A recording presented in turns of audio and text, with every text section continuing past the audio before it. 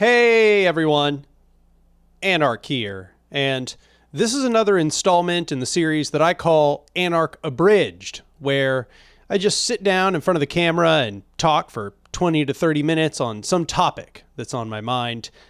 And today's topic is boycotts.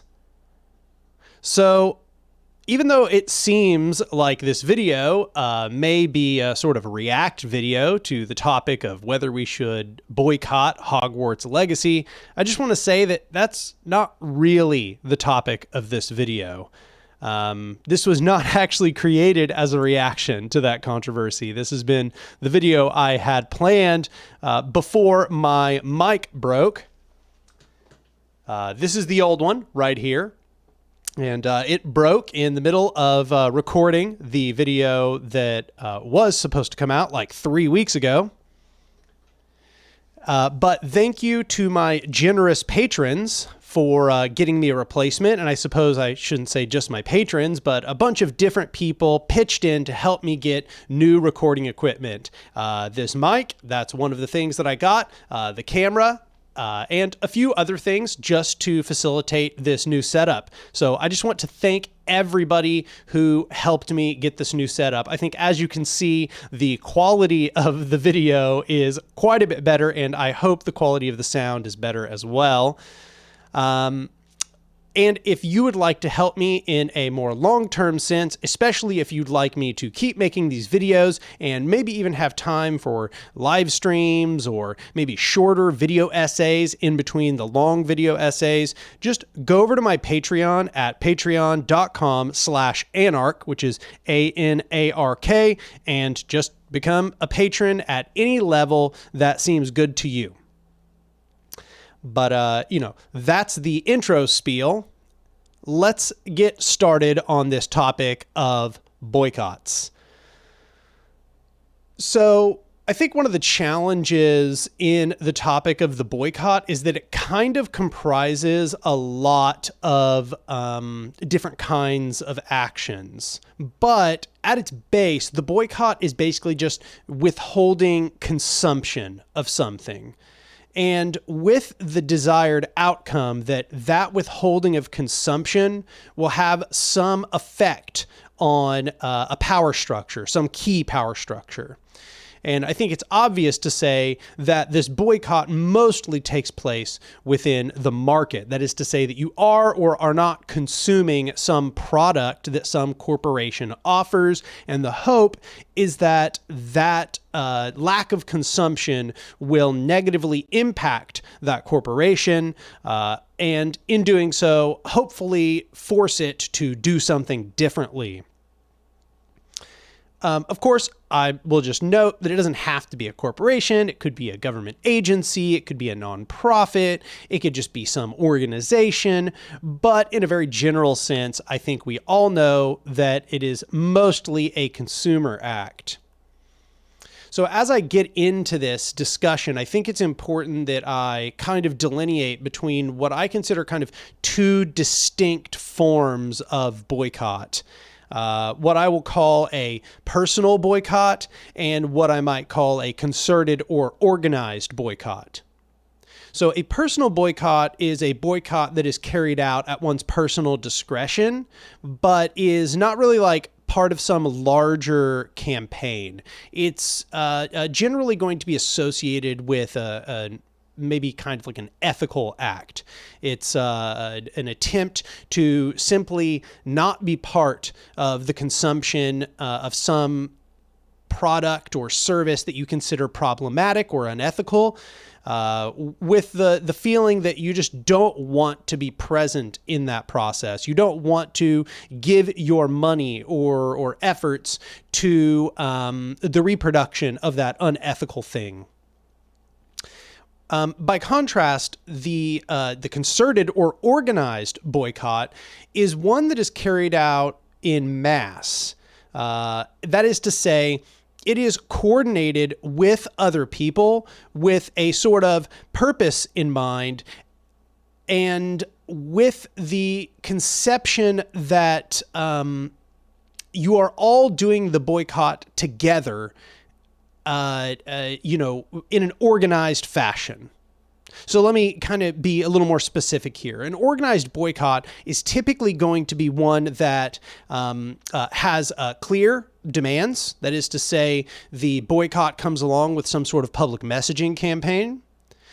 It is organized in the sense that it has lots of people that are doing it, and that there is also going to be like a vocal spread of the information that the boycott is taking place.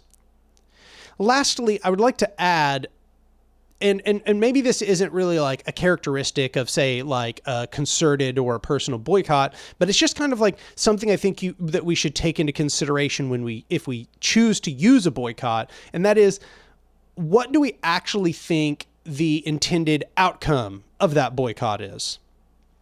So, in other words, when it comes to that, like, say, list of demands, can we actually achieve what is on that list of demands with the boycott? Can the boycott actually achieve the things we have set out to do? That should be, I think, the number one question when deciding whether we should or should not use a boycott. And that's not for me to say that you can't do whatever you like with your life and your consumption habits. That's up to you. You get to make that decision for yourself. If something, makes you feel gross to participate in, far be it from me to tell you to not, to withhold your participation in that thing. You should make that decision for yourself. But I think what I would like to focus on in this video is just the idea of, when is a boycott effective, and what can it do, and, what is its scope, basically. So I'll just kind of say outright that I think the boycott is an exaggerated, or that it has exaggerated importance in our modern toolkit.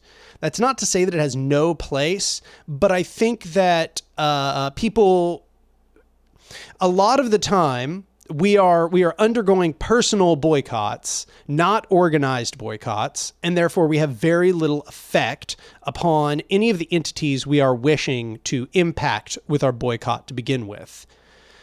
And let me explain what I mean by that. Why am I saying that? Well, I'm saying that because, number one, a corporation doesn't notice when one person stops consuming their product, okay? Unless they are very small, like to say a small business or something, in which case personal boycotts might have some effect, but you would still want a coordinated boycott in order to get more done. The bigger the corporation, the bigger the entity involved, the more that a personal boycott is effectively meaningless on actually affecting that entity. Once again, that doesn't mean you can't carry it out for whatever reason you desire, and if that's a purely ethical act in your mind. But I think that we should not confuse our personal consumption habits as having an enormous amount of effect upon those entities, insofar as that they are not part of a larger coordinated campaign. So then we get into the discussion of what I mean when I'm talking about a larger coordinated campaign. So I think it is important to note that even when you begin to coordinate a campaign, the number of people has to be large enough that it can actually make a noticeable impact on that company's bottom line. Because one thing I want you to understand is that companies are used to their profits fluctuating in all kinds of wild ways. And they are not going to look at their profits for the quarter or whatever and know that you stopped consuming their product, and that's why they made $5 less that month. And if it's 100 people, why they made $500 less that month. And if it's 1,000 people, you get the idea. They aren't going to know, just by the very nature that you are doing that boycott, that is the reason why that they are not making as much revenue, or that they are not making as many profits from that product. So insofar as that there's not a public messaging campaign, even a coordinated boycott can be highly ineffective, because the corporation very likely doesn't even know what you're doing. And therefore, if the desire is to get the corporation to cave to your demands, it doesn't even know that you're making demands. It doesn't even know why you are or are not consuming its product.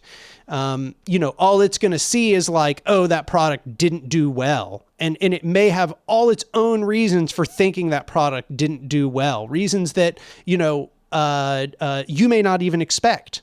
Right? Like you don't know what these marketers and, CEOs and heads of industry are going to decide the reason their product isn't doing well is, right? Like you can't foresee that they are going to come to the right conclusions about why they have lost some profits that quarter.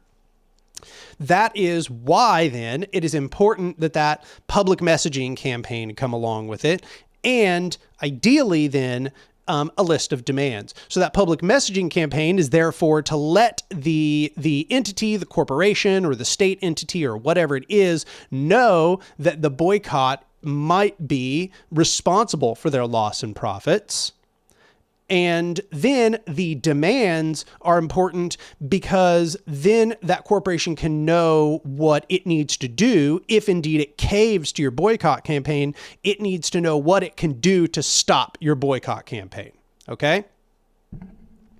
So the reason this is important is because a boycott is ideally being carried out hoping to get this entity to change its behavior. If it's not, then once again, I just really don't think that's a very effective approach. It sort of moralizes the act of consumption. Whereas what you should be thinking about is how does that act of consumption actually affect the power structure? Or as it may be here, how does the lack of consumption affect that power structure? Because if you're not thinking about that, you're really not making any effect on anything. You're pretty much just, not to be insulting, but you're self-soothing. You're doing it for your own feeling of moral rightness. And once again, if that's something you want to do, go for it. But I don't think people should be conflating that act, that personal act of consumption that is not part of a coordinated or organized boycott campaign as actually having any effect on that power structure. I think that we need to disentangle this misconception. So, that's kind of my feeling on that personal boycott, right? I think it's highly ineffective, and if I were to bear forth on it, I think that it is a product of liberal culture, which convinces us that these individual acts that we do are somehow radical. The labels and the broadcasting of our opinions and the way that we consume is itself a radical act. I think that's not true. I think that's a product of liberal society that we think that's true. So what I'm saying then is that if you want that boycott to function and to actually have any impact in the world, it needs to be coordinated. It needs to be a mass boycott. It needs to have a coordinated message, or it needs to have a, public messaging campaign. And ideally it needs to have a list of demands such that those entities could possibly cave to your boycott. But further than that, the boycott needs to be big. Okay, you need to get lots and lots and lots of people on board. So this is what I'm talking about when I'm talking about, it being coordinated or organized.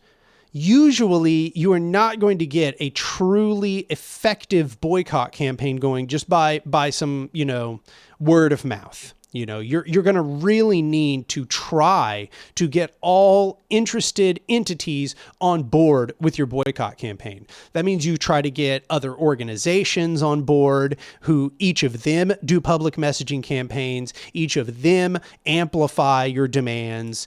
I think that is a really important part of this. And this then leads to using a bunch of platforms to shout it out. You're trying to, use every single means that are available to you, going on the news, talking to public figures, trying to get people who have big platforms and big megaphones to support the cause. I think that all of this has to happen simultaneously for a boycott to really be effective at all.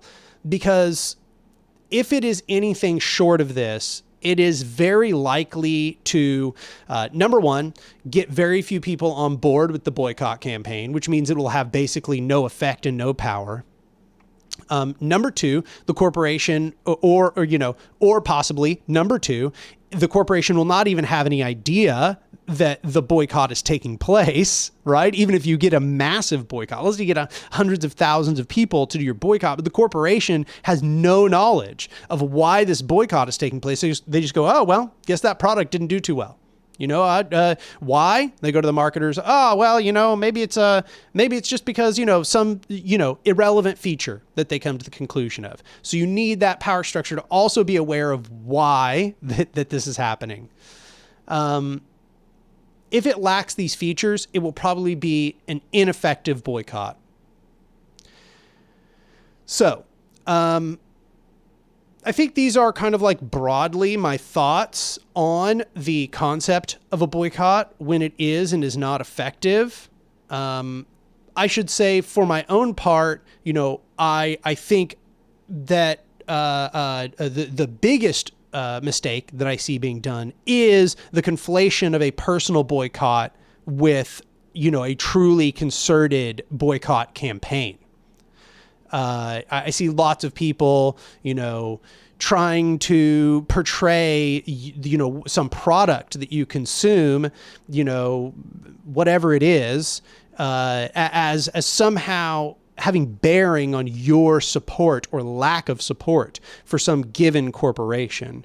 And I think this is an extremely empty perspective, because we are forced to consume products that reify or that re-solidify, that reinforce structures that we despise every single day. Your taxes are taken out to pay for the war machine.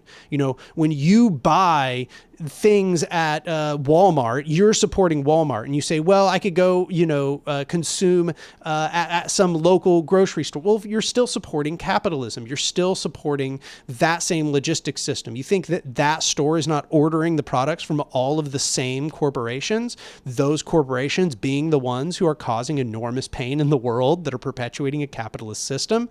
By and large, there isn't an ethical option.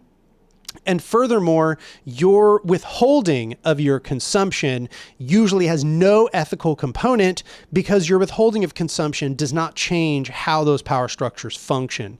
You are a drop in the bucket. The only thing that changes the way those power structures function is if they are afraid of you, and they are not afraid of you as an individual. They don't care what, your personal opinions are. They don't care whether, you did or did not buy a gallon of milk or some particular t-shirt that month. That doesn't register with them. They are working on the scales of thousands, tens of thousands, hundreds of thousands of sales, in very short periods of time. So, what I want to say, I guess what I'm getting across here is that doesn't free you from, trying not to consume things that you think are unethical in the world, that perpetuate unethical systems. It's just to say that by yourself, your individual act, your personal act of consumption has basically no effect on the world. And the only way it begins to have an effect is upon accumulation, very large numbers of people. So with that, I feel like I've pretty well kind of laid it all out. There's all kinds of deeper, analysis I could go into of why I think that we have this culture, why that people have made this mistake. I kind of intimated some of my feelings that it being related to liberal culture more broadly.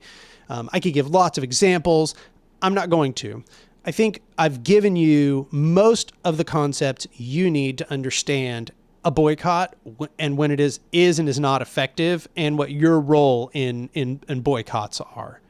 So I'll just say, for me personally, I do not do any personal boycotts. I do not participate in personal boycotts, and I don't even participate in boycott campaigns that do not have all of the components that I've just described, that are not coordinated, that do not have a public messaging campaign, that are not organizing with many different people in order to get the thing done, and that do not have a clear set of demands, because they aren't going to get anything done. They are mostly a way for people to signal a sort of a moral claim about what they're doing. And I personally do not participate in any form of personal boycott. So that is not for me to say that you cannot do what you like with your life, but that is my broad opinions on boycotts. So hopefully y'all enjoyed that sort of circuitous rant. I know it kind of came back around to the same points a few times in a row. I'm sure there are some of you that disagree with me. I would like to invite you to produce your contrary opinions in a healthy fashion down below. And if you agree or you have any further insights, please go down below as well and give me some comments. If you liked this video, or you like this snazzy new mic or this fantastic camera that I'm using here, give the video a like, subscribe to my channel.